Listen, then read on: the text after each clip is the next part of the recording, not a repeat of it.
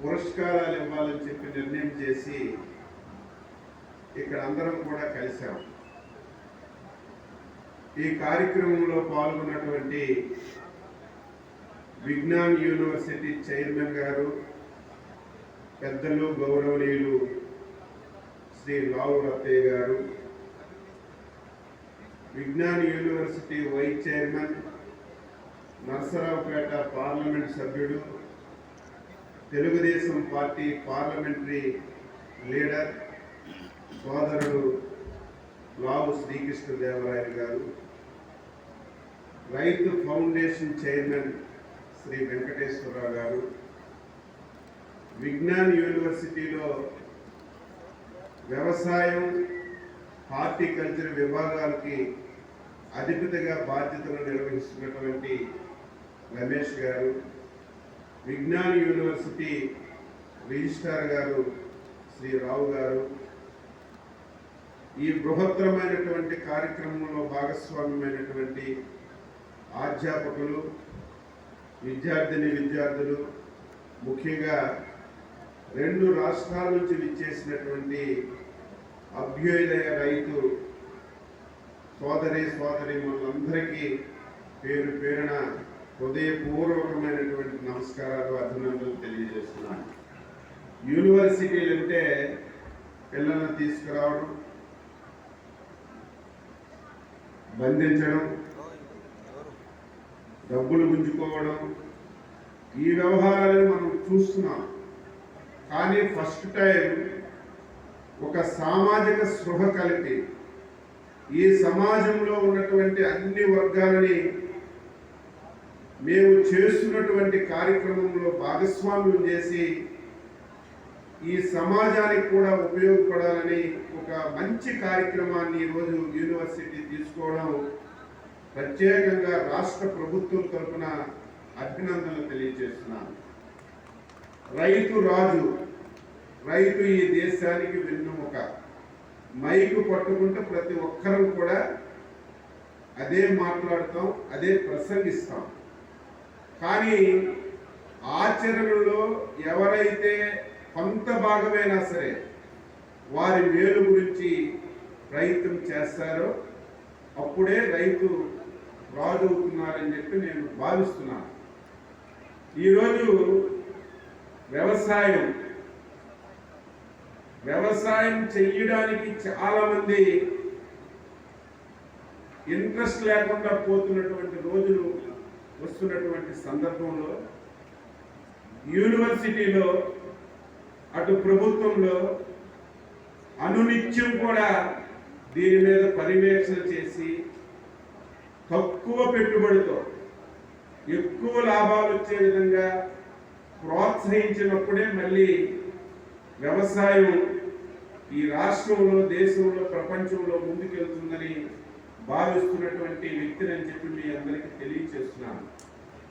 దీనికి ప్రభుత్వాలు ఎక్కువగా ప్రోత్సాహాలు అందించాలి. రైతు తక్కువ పెట్టుబడితో ఎక్కువ లాభం రావాలంటే ఇప్పుడే పెద్దలు చెప్పినట్టుగా ఒకప్పుడు రైతు బాగా కష్టపడేవాడు. ఆ రోజు వ్యవసాయం చేయడానికి కూడా చాలా మంది అందుబాటులో ఉండేవాళ్ళు. కాలక్రమేణా చూస్తే వ్యవసాయం చేయడానికి జనాలు లేనటువంటి పరిస్థితి, దొరకనటువంటి పరిస్థితి మనకు ఈరోజు కనిపిస్తుంది. దీన్ని మనం అధిగమించాలంటే యాంత్రీకరణ తీసుకురావాలి. యాంత్రీకరణ కూడా ఈరోజు అధునాతనమైనటువంటి యాంత్రీకరణ వచ్చింది. భూమిలో విత్తనం పెట్టిన నుంచి ప్రొడక్ట్ అమ్మే వరకు కూడా యాంత్రీకరణతో మనం చేసే పరిస్థితి వచ్చింది. దురదృష్టవశాత్తు విమర్శ చేయాలని కాదు, గత 5 సంవత్సరాలు పరిపాలించినటువంటి ప్రభుత్వాలు ఇంకొక స్టెప్ మనం ముందుకెళ్ళాం. డ్రోన్ టెక్నాలజీ వచ్చింది. ఈరోజు డ్రోన్స్ అనేవి ఒకప్పుడు పెళ్ళిళ్ళలో వీడియోస్ తీయడానికి, ఫోటోస్ తీయడానికి ఉపయోగపడేది. ఈరోజు డ్రోన్స్ సమాజానికి చాలా ఉపయోగకరంగా తయారయ్యాయి. అందులో వ్యవసాయంలో డ్రోన్స్ ఉపయోగం బాగా పెరిగింది.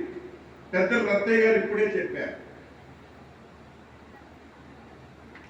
డిసీజ్ వస్తుంది, ఐడెంటిఫై చేయడం చాలా డిలే అవుతుంది. ఐడెంటిఫై చేసినా సరే సకాలంలో మందులు అడిగిపోవడం వల్ల మొత్తం వ్యాపించి వ్యవసాయం అంతా కూడా నాశనం అయిపోతుంది. ఇప్పుడే రత్తయ్య గారు చెప్పినట్టుగా చాలా అప్లికేషన్స్ వచ్చాయి. ఒక డ్రోన్ ఒక వ్యవసాయంలోకి పంపిస్తే ఆ వ్యవసాయంలో ఏ డిసీజ్ ఉంది, ఆ డిసీజ్కి ఏ మెడిసిన్ ఇమీడియట్ గా కొట్టాలని డ్రోన్ ఐడెంటిఫై చేసే టెక్నాలజీ ఈరోజు వచ్చింది. ఒక ఎకరా పొలం పెట్టుకుంటే ఒక డిసీజ్ వస్తే మొత్తం ఎకరా పొలానికి మనం పిచికారీ చేసే పరిస్థితి ఈరోజు ఉంది. కానీ డ్రోన్ టెక్నాలజీ వల్ల ఎక్కడ డిసీజ్ ఉందో అక్కడే పిచికారీ చేసే ఒక నూతన విధానం ఈరోజు వచ్చింది. ఇవన్నీ కూడా అందిపుచ్చుకొని వ్యవసాయంలో ఉపయోగించాలని ప్రయత్నం చేస్తున్నామని చెప్పి మీ అందరికీ తెలియజేస్తున్నాను. అతి ముఖ్యమైనటువంటి యాంత్రీకరణ మీద కనీసమైనటువంటి దృష్టి పెట్టలేదు. ఇది చాలా బాధాకరమైనటువంటి విషయం. ఈరోజు మనం వచ్చిన తర్వాత మళ్ళీ యాంత్రీకరణ మీద ఎక్కువ ప్రయారిటీ పెడుతున్నాం. యాంత్రీకరణ కూడా ఏవో ప్రభుత్వాలు తీసుకొచ్చి రైతుకి అంటగట్టడం కాదు. రైతుకి ఏది కావాలంటే అది, ఏ కంపెనీ కావాలంటే ఆ కంపెనీ, ఏ వస్తువు కావాలంటే ఆ వస్తువు అందించేటప్పుడే రైతుకి మేలు జరుగుతుంది. నేను స్పష్టంగా రాష్ట్ర ప్రభుత్వం నుంచి రైతాంగానికి మాటిస్తున్నాం. యాంత్రీకరణకి అత్యంత ప్రాధాన్యత ఇచ్చి వ్యవసాయానికి పూర్తిగా సహకరిస్తామని చెప్పి ఈ సందర్భంగా తెలియజేస్తున్నాను. మరిన్ని వీడియోస్ కోసం ఛానల్ ని సబ్స్క్రైబ్ చేయండి. లేటెస్ట్ అప్డేట్స్ కోసం వాట్సాప్ ఛానల్ ని ఫాలో అవ్వండి. ఆ లింక్ డిస్క్రిప్షన్ లో ఉంది.